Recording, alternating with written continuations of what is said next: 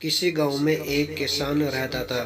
وہ سارا دن اپنے کھیت میں کام کرتا اور مشکل سے اتنا کما پاتا کہ 2 وقت کا کھانا کھا سکے۔ وہ خود بھی بہت سیدھا سادہ تھا، مگر اس کو جو بیوی ملی وہ حد درجہ بیوقوف تھی۔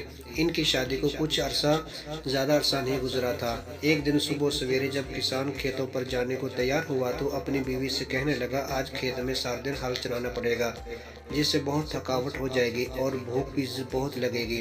اس لیے تم میری واپسی تک اچھا اور لذیذ کھانا بنا کر رکھنا، اور ساتھ ایک گلاس سرکہ بھی، جو میں پچھلے سال خرید کر لایا تھا۔ یہ کہہ کر وہ اپنے کام پر چلا گیا۔ جب کسان کی واپسی کا وقت قریب آیا تو بیوی نے کھانا تیار کرنا شروع کیا۔ اپنے شوہر کو خوش کرنے کے لیے اس نے گوشت کا ایک ٹکڑا لیا اور اسے آگ پر بھوننا شروع کر دیا۔ جب وہ پکنے کے قریب ہوا اور اس کی خوشبو آنے لگی تو اس نے سوچا کہ کھانا تو بس چند لمحوں میں تیار ہے، اب میں کوٹھری میں جاؤں اور وہاں سرکے کے ڈرم سے ایک پیالہ بھر کر سرکہ لاؤں۔ یہ سوچ کر اس نے گوشت کو وہیں چھوڑا اور خود ایک جگ لے کر کمرے میں چلی گئی اور سرکے کے ڈرم کی ٹوٹی کھول کر جگ اس کے نیچے رکھ دیا اور اس کو بھرتا ہوا دیکھنے لگی۔ اچانک اس کو یاد آیا کہ کتا تو باہر کھلا گھوم رہا ہے، کہیں وہ گوشت ہی نہ کھا جائے۔ یہ سوچتے ہی وہ بھاگتی ہوئی وہاں سے نکلی اور باورچی خانے کی طرف لپکی۔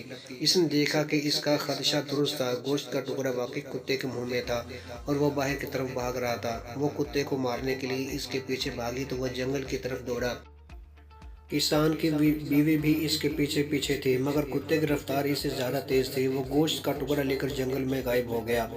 تھک ہار کر مایوس و نا امید ہو کر وہ افسردہ سی گھر واپس آ گئی۔ اس قدر بھاگ دوڑ سے بری طرح تھک چکی تھی، اس لیے کچھ دیر چارپائی پر لیٹ کر اپنا سانس بحال کرتے رہی۔ اس دوران سرکے کے ڈرم کی ٹوٹی کھلی رہی اور جگ بھرتا رہا۔ جب جگ پوری طرح بھر گیا تو سرکہ اس کے کناروں سے اس وقت تک باہر گرتا رہا جب تک ڈرم پوری طرح خالی نہیں ہو گیا۔ کچھ دیر دم لینے کے بعد جب کسان کی بیوی کو سرکے کے ڈرم کا خیال آیا تو وہ ایک دم اٹھی اور کوٹھری کی طرف بھاگی، مگر اس وقت تک ڈرم پوری طرح خالی ہو چکا تھا۔ یہ سب کچھ دیکھ کر وہ ہنسی ہو گئی کہ اب کیا ہوگا۔ جب یہ سب شوہر کو پتہ چلے گا تو وہ بہت ناراض ہوگا۔ پریشانی کے عالم میں وہ وہاں کھڑی یہ سب دیکھتے رہی کہ اب کیا کرے۔ اچانک اس کی نظر آٹے کی ایک بہت بڑی بوری پر پڑی جو اس کا شوہر چند دن پہلے ہی چکی سے خرید کر لایا تھا۔ یہ بوری دیکھتے ہی اس کے سیدھے سادے ذہن میں ایک ترکیب آئی کہ اگر یہ آٹا فرش پر بکھیر دے تو یہ سارا سرکہ جذب کر لے گا اور فرش اچھی طرح صاف ہو جائے گا۔ اس قدر شاندار ترکیب سوچنے پر اس نے دل ہی دل میں اپنے آپ کو شاباش دی اور بوری کھول کر آٹا فرش پر بکھیرنے لگی۔ اس دوران بے دھیانی میں اس کا پاؤں سرکے سے بھرے اس جگ سے ٹکرایا جو ڈرم کے نیچے پڑا تھا۔ جگ بھی الٹ گیا تو اس کے اندر کا سارا سرکہ بھی بہہ گیا۔ وہ مزید پریشان ہو گئی اور اس نے باقی کا سارا آٹا بھی فرش پر بکھیر دیا اور سوچنے لگی کہ اب یہ سب ٹھیک ہو جائے گا۔ کسان گھر لوٹا تو اسے شدید بھوک لگ رہی تھی۔ اس نے آتے ہی پوچھا، آج کھانے میں کیا پکا ہے؟ بیوی منہ بسوڑ کر بتانے لگی، میں نے آگ پر تمہارے لیے مزیدار گوشت بھونا تھا، مگر کتا لے کر بھاگ گیا۔ جب میں اس کو مارنے بھاگی تو سارا سرکہ بہہ گیا۔ اب میں نے آٹے کی مدد سے کمرے کا سارا فرش صاف کر دیا ہے اور اب وہ کمرہ بہت صاف ستھرا نظر آ رہا ہے۔ تمہیں پریشان ہونے کی ضرورت نہیں۔ اس کی بات سن کر کسان نے اپنا سر پیٹ لیا اور پریشان ہو کر کہنے لگا، اوہ بیوقوف عورت، تم نے یہ سب کیا کر دیا؟ تم نے گوشت کو چولہے پر کیوں چھوڑ دیا تھا اور پھر سرکے کے ڈرم کی ٹوٹی کو بھی کھلا چھوڑ دیا؟ چلو وہ تو ہوا، تم نے جو سارے آٹے کا بھی ستیہ ناش کر دیا۔ اس کی بات سن کر بیوی بھی تیز لہجے میں بولی، اب میں کیا کروں؟ یہ سب کچھ تو تمہیں پہلے بتانا چاہیے تھا کہ کیا غلط ہے اور کیا صحیح۔ کسان جانتا تھا کہ اس کی بیوی کم عقل ہے، لہٰذا اس کے ساتھ جھگڑا مناسب نہیں۔ اس نے سوچا کہ مجھے خود ہی اس کا خیال رکھنا ہوگا۔ یہ سوچ کر وہ چپ رہا۔ اس دن انہوں نے آلو ابال کر کھائے اور پیٹ بھر لیا۔ کچھ دن ایسے گزر گئے اور کوئی خاص واقعہ پیش نہ آیا۔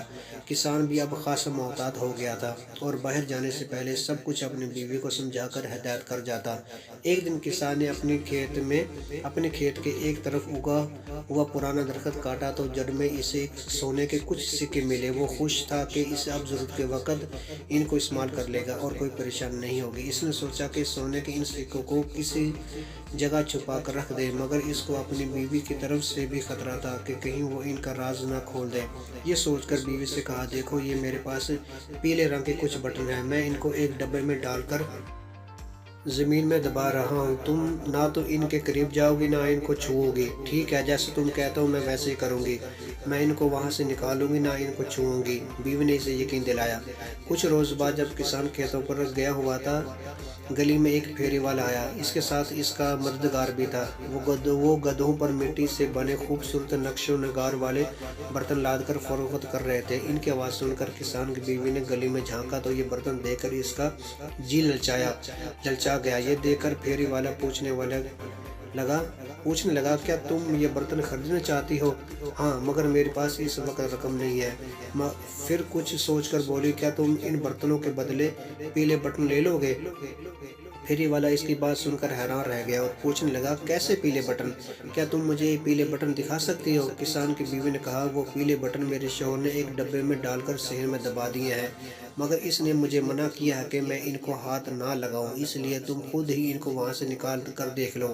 اس کی بات سن کر پھیری والا حیران رہ گیا اور وہ فوراً صحن میں جا کر وہ جگہ کھودنے لگا جہاں نشاندہی کی گئی تھی۔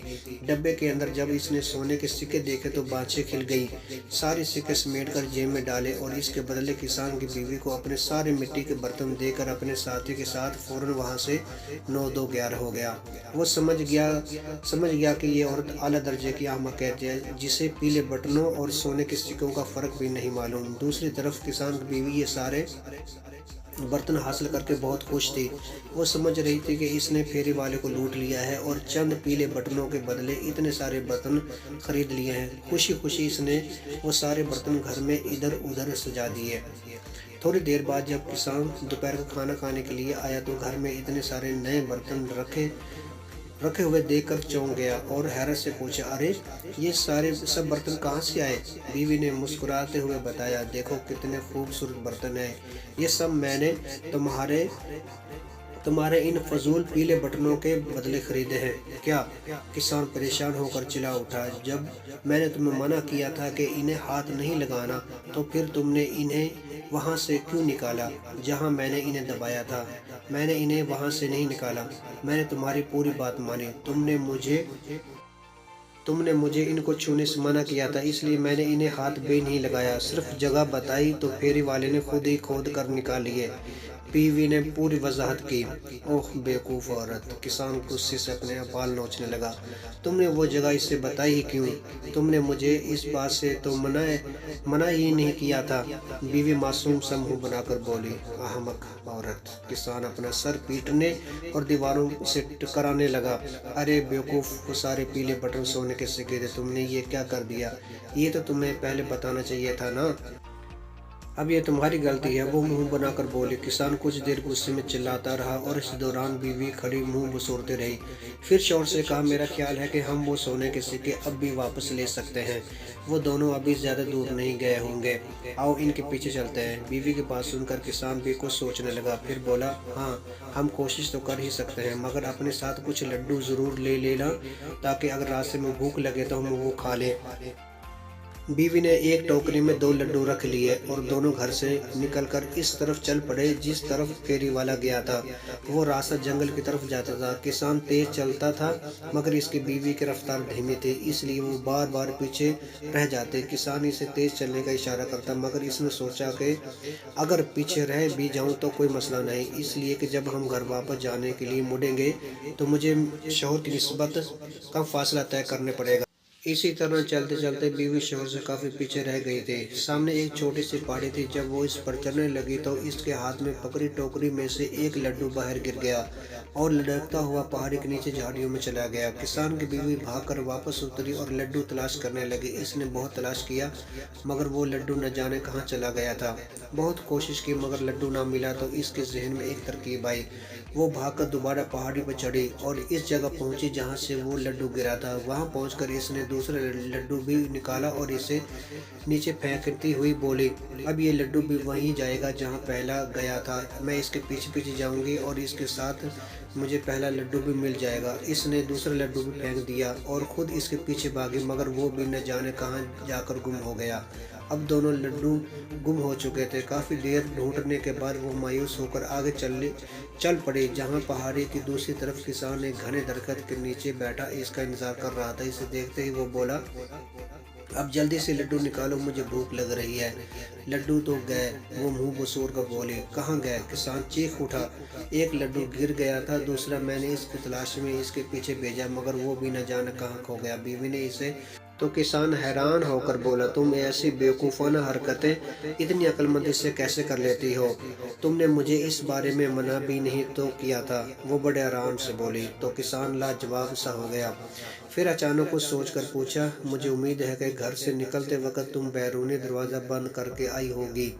نہیں، میں نے تو دروازہ بند نہیں کیا تھا، کیونکہ تم نے مجھے توجہ ہی نہیں دلائی تھی، بیوی نے جواب دیا۔ اس کی بات سن کر کسان پریشان ہو گیا اور غصے سے چیخا، اس سے پہلے کہ ہم مزید آگے جائیں، تم گھر واپس جاؤ اور دروازہ بند کر کے اسے تالا لگا کر آؤ، اور ہاں، آتے ہوئے کھانے کو بھی کچھ لیتے آنا۔ وہ فوراً گھر کی طرف بھاگی اور اس نے ایسا ہی کیا جیسا اس کے شوہر نے اسے کہا تھا۔ کھانے کے لیے اس نے باداموں کی ایک تھیلی اٹھائی اور پینے کے لیے پانی ایک چھوٹے سے مشکیزے میں بھر لیا۔ اس کے بعد اس نے گھر کے بیرونی دروازے کو تالا لگایا اور واپس چل پڑی۔ ابھی 2 قدم ہی اٹھائے تھے کہ سوچا شوہر شاید اس پر اعتبار نہ کرے کہ تالا لگائے بغیر ہی آ گئی ہوں، اس لیے مجھے ثبوت اپنے ساتھ لے کر جانا چاہیے۔ یہ سوچ کر اس نے زور لگایا اور پورا دروازہ ہی اکھاڑ کر سر پر رکھ لیا اور واپس شوہر کی طرف چل پڑے۔ جب وہ واپس وہاں پہنچے تو شوہر دروازہ اس کے سر پر دیکھ کر حیران رہ گیا اور پوچھا، اے عقل مند عورت، یہ کیا ہے؟ بیوی چہک کر بولی، تم مجھے بیوقوف سمجھتے ہو نا، مگر دیکھو میں کتنی عقل مند ہوں۔ مجھے علم تھا کہ تم میری بات کا یقین نہیں کرو گے، اس لیے میں پورا دروازہ ہی ساتھ لے آئی ہوں۔ اب خود دیکھ لو میں نے اس میں تالا لگایا ہے یا نہیں۔ ارے، تم تو پورا دروازہ ہی اکھاڑ لائی، اب تو ہر کوئی آسانی سے گھر میں گھس جائے گا۔ کسان لال پیلا ہو کر بولا، ارے کوئی کیسے گھس جائے گا؟ دروازہ تو میرے پاس ہے، پھر کوئی کیسے گھر میں داخل ہو سکتا ہے؟ بیوی آنکھیں گھما کر بولی۔ تو شوہر نے مزید بحث سے جان چھڑانا ہی مناسب خیال کیا اور کہا، واقعی تم احمق نہیں ہو بلکہ بہت عقل مند ہو۔ یہ دروازہ چن کر تم لے کر آئی ہو، اس لیے اب تم ہی اسے اپنے سر پر اٹھاؤ۔ یہ کہہ کر وہ آگے چل پڑا۔ چاروں ناچار بیوی نے وہ دروازہ دوبارہ اپنے سر پر لاد لیا۔ باداموں والی تھیلی اور پانی کا مشکیزہ بھی اس نے دروازے کے ساتھ باندھ رکھا تھا، جس کی وجہ سے وزن بہت زیادہ ہو گیا تھا۔ چلتے چلتے وہ دونوں جنگل میں داخل ہو گئے۔ چور تو ابھی تک نہ ملے تھے اور رات کا اندھیرا بھی چھانے لگا تھا۔ جب تاریکی زیادہ ہو گئی تو انہوں نے برگد کے ایک گھنے درخت پر رات گزارنے کا فیصلہ کیا۔ ابھی وہ برگد کی گھنی شاخوں میں چھپ کر بیٹھے ہی تھے کہ چور بھی وہاں پہنچ گئے۔ وہ بہت تھکے ہوئے نظر آ رہے تھے۔ وہ آخرکار اسی برگد کے درخت کے نیچے بیٹھ گئے اور باتیں کرنے لگے کہ آج کیسے ایک عورت کو بیوقوف بنا کر سونے کے سکے ہتھا لیے۔ تھوڑی دیر باتیں کرنے کے بعد وہ دونوں چور رات گزارنے کے لیے آگ جلانے کی کوشش کرنے لگے۔ کسان نے کچھ سوچ کر درخت کی شاخوں پر لگے ہوئے پھل توڑے اور تاک کر ان دونوں کے سروں پر نشانے لگانے لگا۔ وہ دونوں اس افتضاح سے بری طرح گھبرا گئے اور ایک دوسرے سے کہنے لگے، ہوا یا آندھی تو ہے نہیں، پھر یہ پھل کہاں سے اور کیسے گر رہے ہیں؟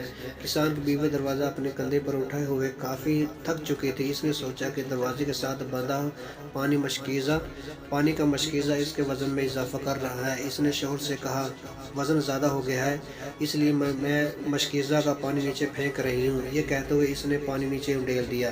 جب وہ پانی نیچے بیٹھے چوروں کے سر پر برسا تو ایک چیلا اٹھا، ارے آندھی کے بعد تو اب بارش بھی ہو گئی ہے۔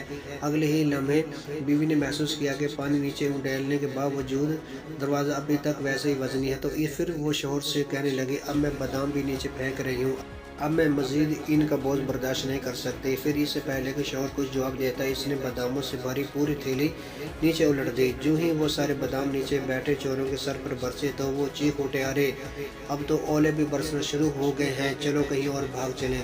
پانی اور بادام نیچے پھینکنے کے باوجود بھی جب دروازے کا وزن کم نہ ہوا تو وہ سمجھ گئی کہ خود دروازہ ہی بہت وزنی ہے۔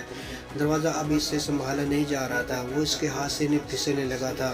وہ شوہر سے کہنے لگے، لو جی اب دروازہ بھی چلا۔ یہ کہتے ہوئے اس نے دروازہ چھوڑ دیا، جو سیدھا جا کر چوروں کے اوپر گرا۔ ارے مر گئے، وہ ایک ساتھ چلائے اور پھر یہ دیکھے بغیر کہ کیا چیز سر پر گری ہے سر پر پاؤں رکھ کر بھاگ گئے اور کہتے جا رہے تھے، پہلے آندھی آئی، پھر بارش ہوئی، پھر اولے برسے اور اب تو آسمان ہی سر پر آن پڑا ہے۔ भागते हुए चोर अपना सारा सामान वहीं छोड़ गए। इनको भागते देखकर किसान और उसकी बीवी दरख्त से नीचे उतर आए और चोरों के सामान से इनको अपने सोने के सारे सिक्के वापस मिल गए। इन्होंने चोरों का सारा सामान उठाया और फिर घर की तरफ चल पड़े।